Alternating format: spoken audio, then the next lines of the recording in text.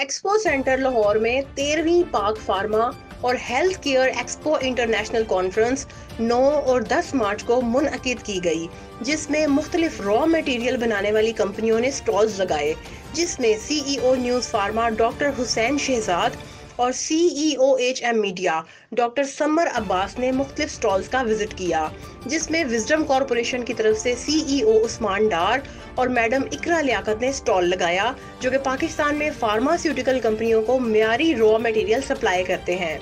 Neon chemicals کی طرف سے سی ای او حاجی محمد اقبال نے سٹال لگایا، جو کہ پاکستان میں انڈیا اور چائنا سے را میٹیریل مختلف فارماسیوٹیکل کمپنیوں کو مہیا کرتے ہیں۔